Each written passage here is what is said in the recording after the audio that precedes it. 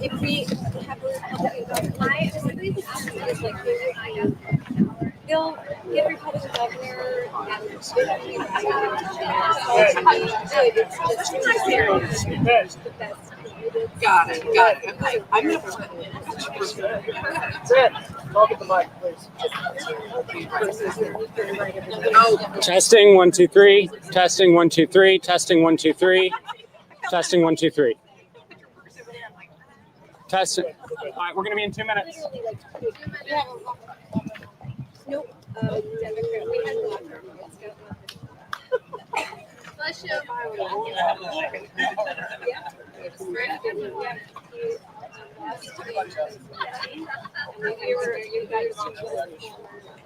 What's that? You got your mom's for Liberty?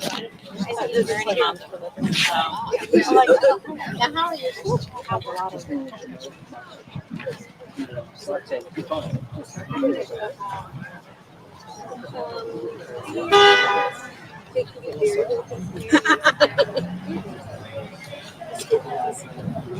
What's the matter?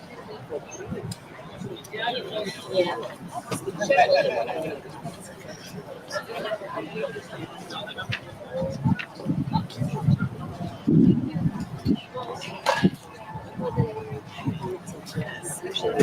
It was just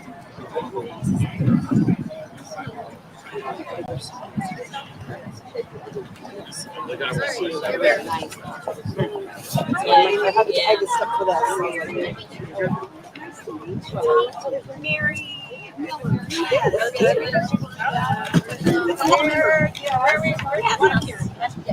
Back here. Stacey from Lexington, standing here. Come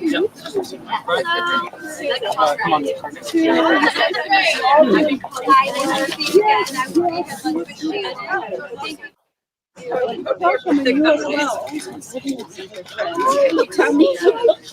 Yes.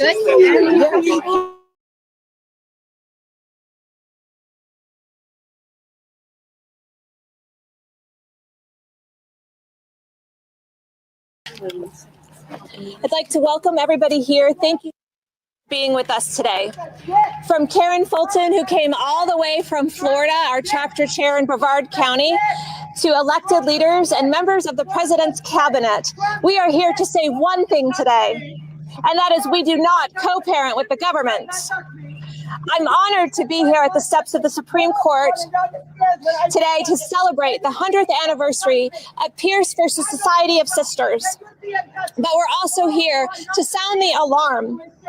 We call on all parents to be steadfast in guarding your fundamental right, your God-given right to raise your children. Parental rights are fundamental. The government did not give you those rights, and the government cannot take those rights away.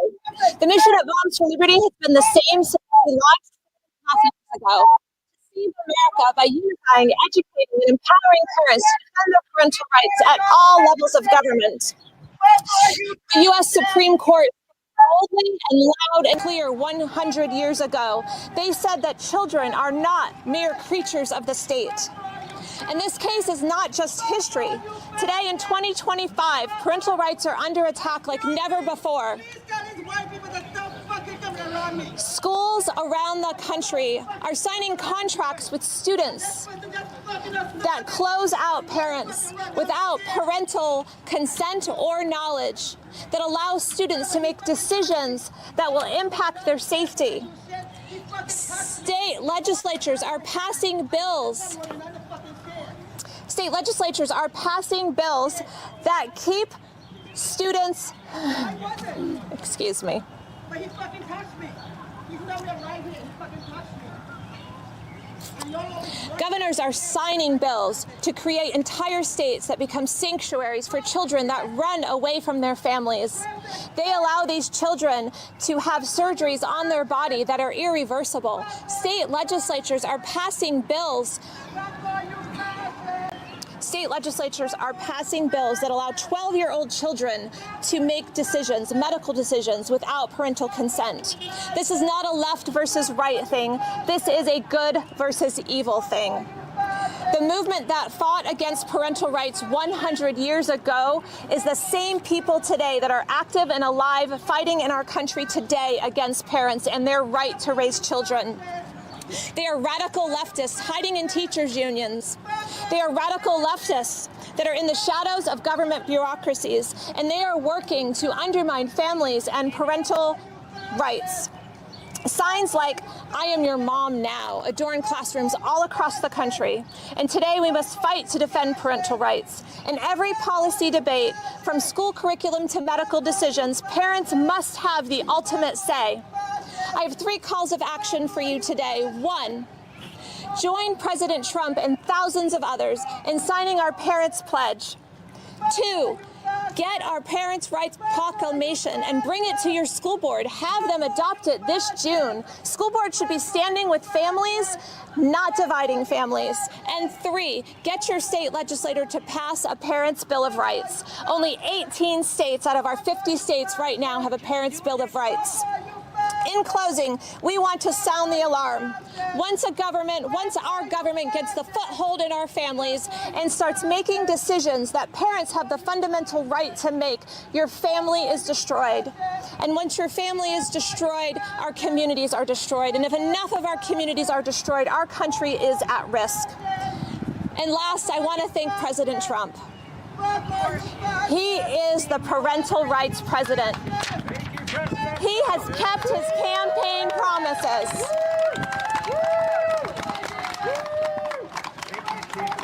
As soon as he got into office, he kept his campaign promises to protect parental rights, to stand with parents, to stand with families, and to protect children. We are grateful for him. He is a hero of the parental rights movement, and he has surrounded himself with a team that will stand for parental rights. And we are going to hear from her next. We have Secretary of Education Linda McMahon. Madam Secretary.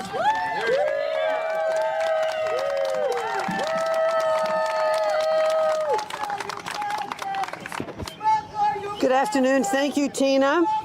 It's an honor for me to be part of this event today. First and foremost, as a mother and a grandmother, and secondarily, as the Secretary of Education. This is a day for honoring parents. In fact, it's a month for honoring parents. Parents deserve a month, don't you think? Actually, though, I think parents deserve to be honored every single day. 100 years ago, the Supreme Court of the United States vindicated and enshrined the rights of parents in education through the Pierce versus Society of Sisters case. That's what we're celebrating today. The most impactful education-related cases in American history, decided in 1925. This decision set the precedent that parents, not the state, have the right and the duty to choose how to educate their children. Today we're here with Moms for Liberty and many other wonderful organizations who champion the fundamental bond that makes society work and that makes society good. The bond between parents and their students, their children. So much depends on it. Today, a century after the Supreme Court enshrined the future of education freedom, there are still attacks on that freedom. Just as the state of Oregon tried to force every child into a one-size-fits-all public school system in 1925, many states now seek to ensure that education alternatives are kept out of the hands of many families. Special interests and progressive activists still tried to agitate for the government to override moms and dads in education, whether it's through ideological indoctrination, sexually explicit curriculum, or hiding health and safety risk from parents. The progressive left always wants to come between you and your kids. As Secretary of Education, and especially as a mom, I'm here to say no.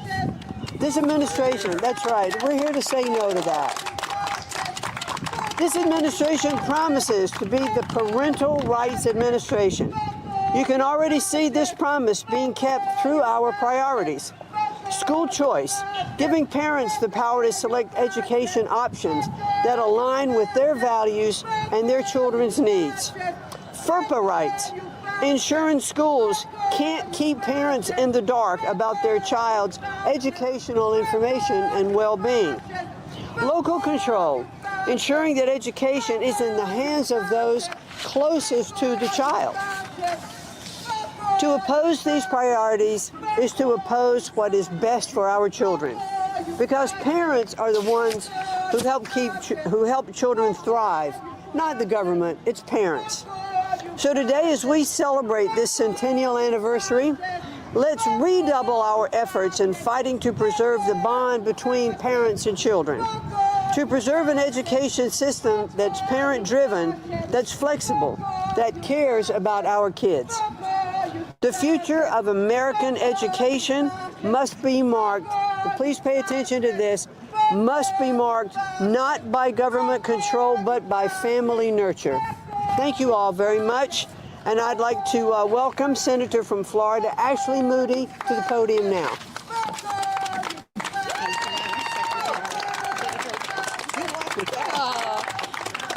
Well, hello. It's great to see everyone that is here today to celebrate some historic landmark cases in our nation's history, especially as it relates to the education and well-being of our children.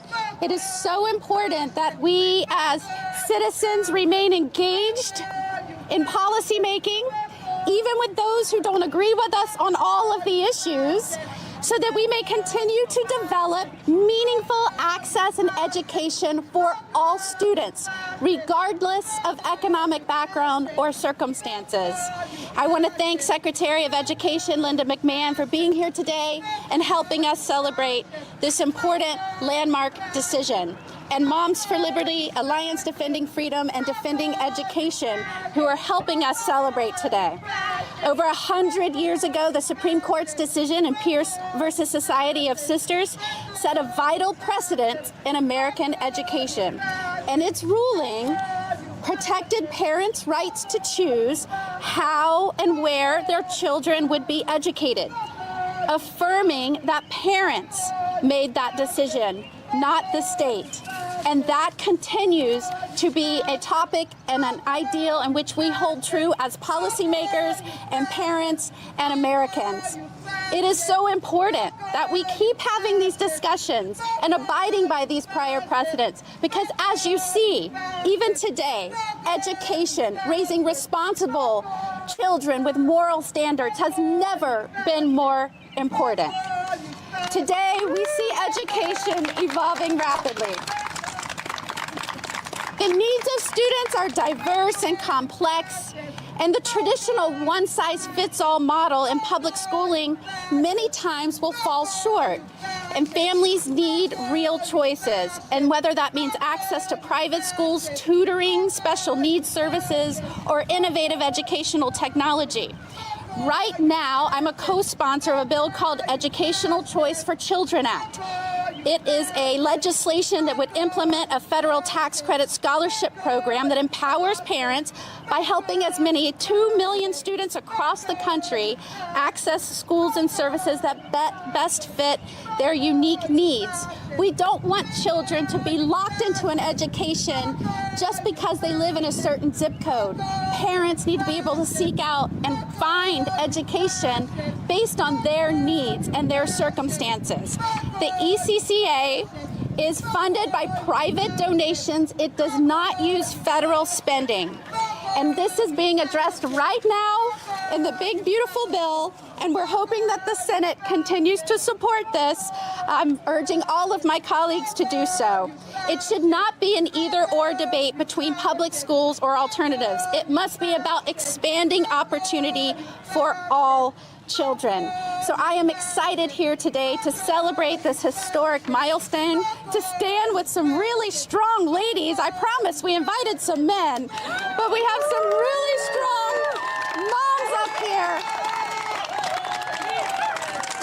who continue to want to be a part of this discussion because moving forward, as you can see, the future of not just our children, but indeed the strength of this country is going to depend on the education and the access we provide to them. Today is a great example of how we should all move together in a productive way, talking about these issues, how we can do better and serve our children, expand their access, deliver better education. And that's why me and all these moms up here will keep showing up, having these difficult conversations to make sure education is truly available to all children. Thank you so much.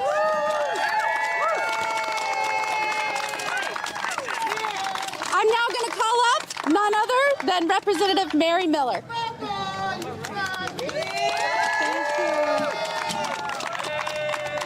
Good afternoon. Beautiful day to celebrate the opportunity to join with you all to celebrate 100 years of parental rights and school choice.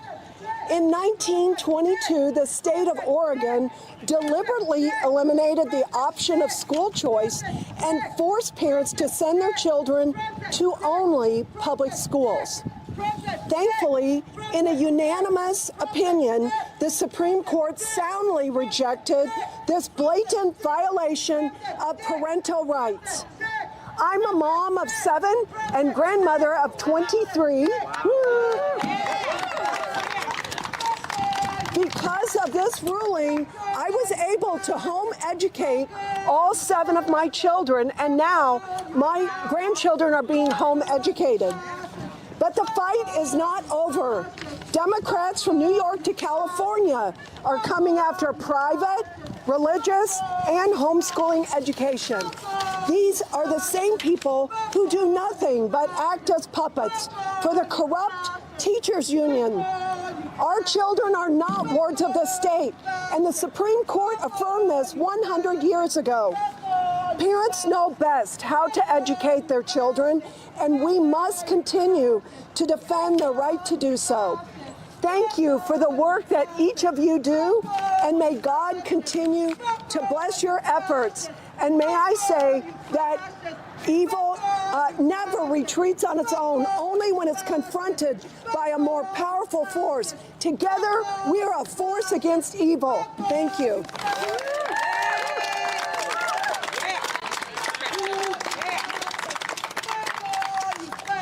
The child is not a mere creature of the state. With those words that were written a century ago, the United States Supreme Court stopped government overreach.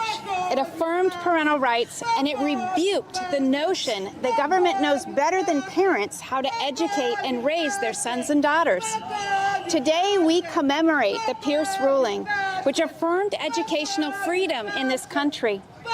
We also recommit to building a legacy so that one day all parents can have the opportunity to have their children educated in a high-quality environment that meets the child's needs and aligns with their family's values. Because we know that parents love their children most and they know their children best. I'm here on behalf of Alliance Defending Freedom. ADF is the largest legal organization that advances our God-given rights, including the right to direct the upbringing and education of our children. And we are privileged to become and be a part of this powerfully growing movement to defend parental rights, which has made tremendous strides over the last 100 years. Of the institutions that God created, the family, the church, and the government, we must remember that it is the family that came first. When our laws and our culture recognize this truth, individuals, communities, and this nation flourish. But today, unlike perhaps any other time in our history, parental rights are facing relentless attack, particularly in our public education system. All the while, we see religious education is thriving, classical education is expanding, homeschooling is the practice of millions of families. Parents need more options, not fewer. That is why at ADF we recently sued the Oklahoma Attorney General all the way to the Supreme Court because he refused to allow the existence of religious charter schools in the program. And while the court unfortunately recently tied 4-4 in a deadlock, such rank discrimination as described by Justice Kavanaugh at the oral argument will face future legal challenge. And we must realize that the worsening threats to parental choice, or to parental rights, make the issue of school choice all the more urgent. Consider for a minute ADF client Dan and Jennifer Mead. Their school district in Michigan treated their daughter as a boy without their knowledge or their consent. The school staff referred to her by male names, male pronouns, all the while using her real name with their parents in an intent to deceive them. They only discovered this deception when the school failed to switch back their daughter's name on a report that was sent home. As good parents, they withdrew their child from the school. As good citizens, they sued that school. And while Dan was able to quit his job in order to homeschool their daughter to help bring healing, not every family has the means to do this. Parents need options. And it wasn't an isolated case. I could cite to you dozens of stories of people like Jennifer Bitsatsky, another ADF client. She trusted a school counselor and teachers who told her that they would help her 12-year-old daughter overcome anxiety and depression. But she too was deceived by the school. Not only did they treat her daughter as a boy, they directed medical providers to help assist her in a gender transition. Thankfully, Jennifer too was able to afford an alternative which drew her daughter to a Catholic and enrolled her in a Catholic school. But again, not every parent has this option. Parents need options. When a child is indoctrinated in class under anti-American ideology, when they are forced to endure extreme sex ed curriculum, when they are forced to share a locker room with the opposite sex or denied help to overcome gender confusion, parental rights are violated, and that fundamentally hurts our children and our nation.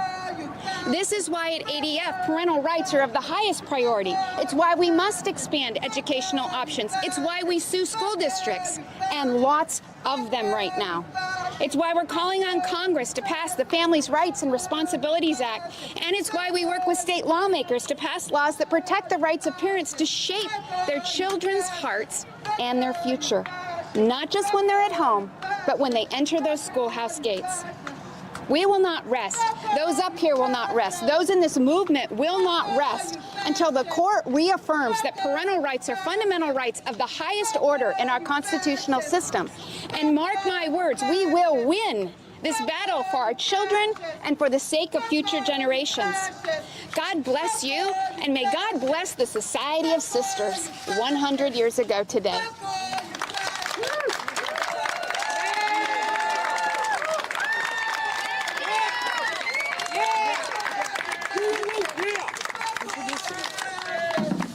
Hi, everyone. Sarah Parshall-Perry. I'm Vice President and Legal Counsel for Defending Education, formerly Parents Defending Education. The parents are still there, but we're in higher education now, so UC Berkeley, you better watch out.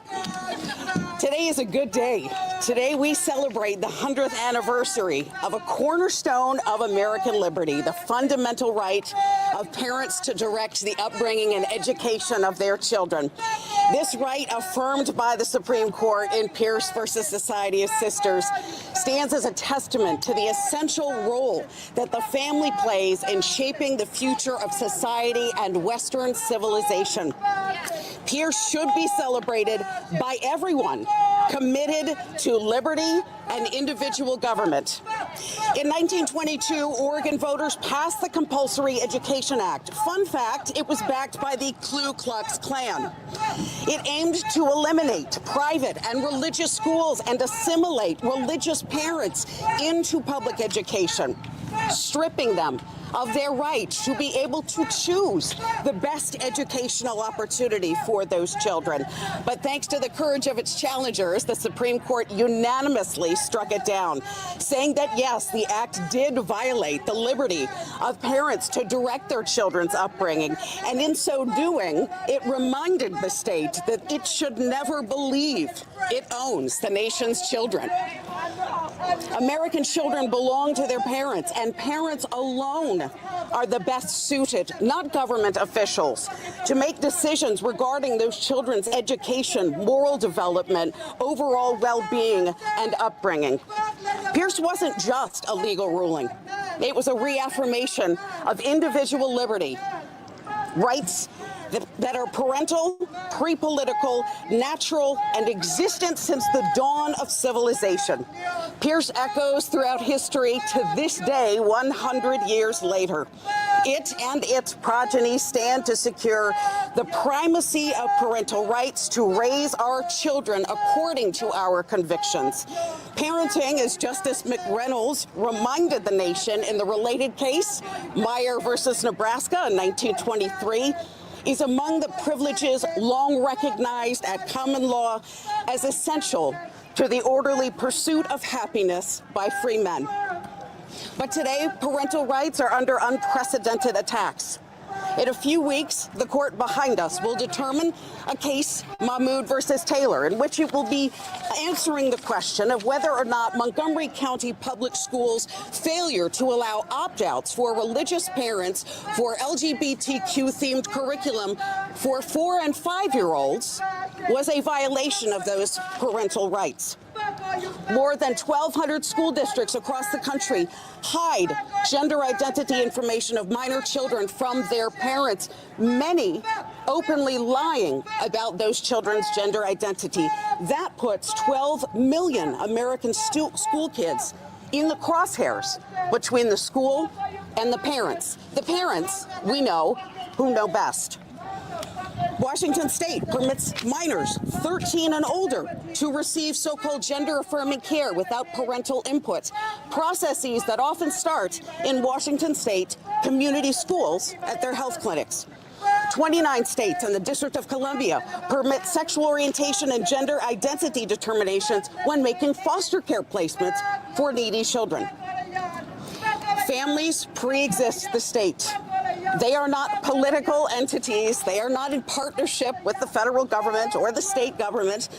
Schools of any kind exist to support parents in their educational responsibilities, but they remain subordinate to parents. No Joe Biden, no Randy Weingarten, no Becky Pringle, no Hillary Clinton. They don't belong to all of us. I have the stretch marks to prove it.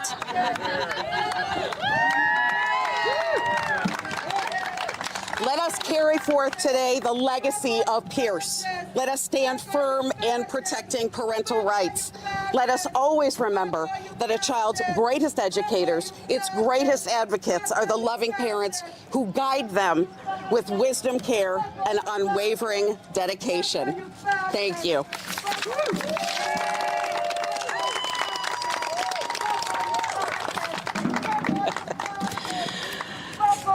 All right, well, good afternoon, everybody.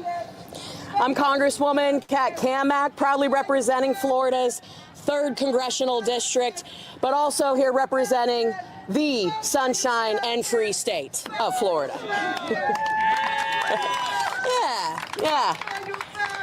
I want to thank Moms for Liberty and all our amazing parents, but also colleagues that I have the distinct honor to serve with for being here.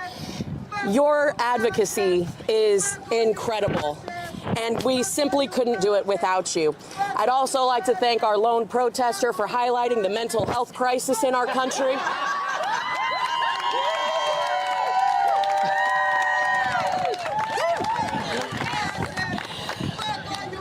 Bless your heart, as we would say in the South.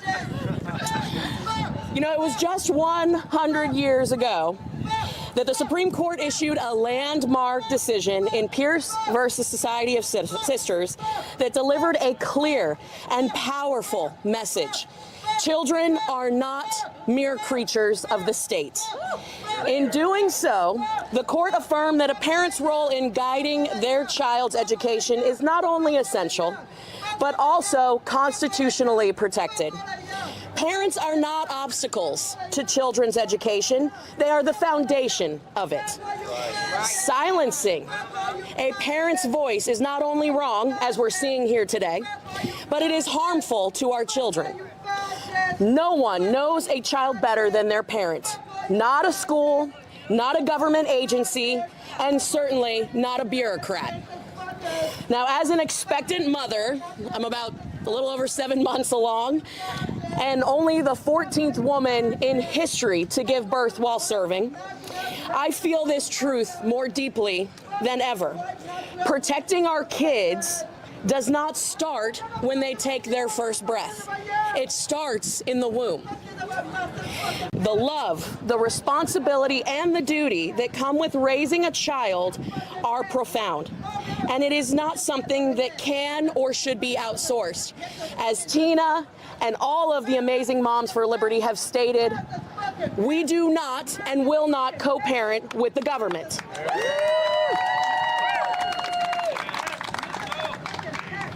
This is why we all proudly supported the Parents' Bill of Rights Act and other pro-parent legislation that is common sense, restores transparency and accountability in our schools.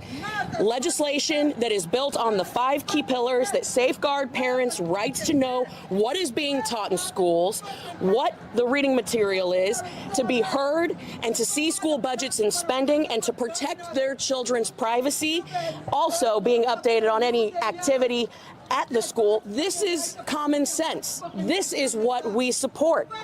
So again, it is truly an honor to be here to support our incredible parents in the defense of a parent's fundamental right to love, protect, and lead their child through life. Secretary McMahon, thank you for your leadership and being absolutely a courageous woman of faith and determination. Together, we will all shape a better future for generations to come. And to bring it home, I gotta bring up Miss Tina. She's gonna lead us in a little chant. So hang out for just a sec. Come on. I think we'll close out today. I want to thank everybody for coming today and joining us, but let's leave with a good old USA chant to drown out our friend over there. USA, USA, USA.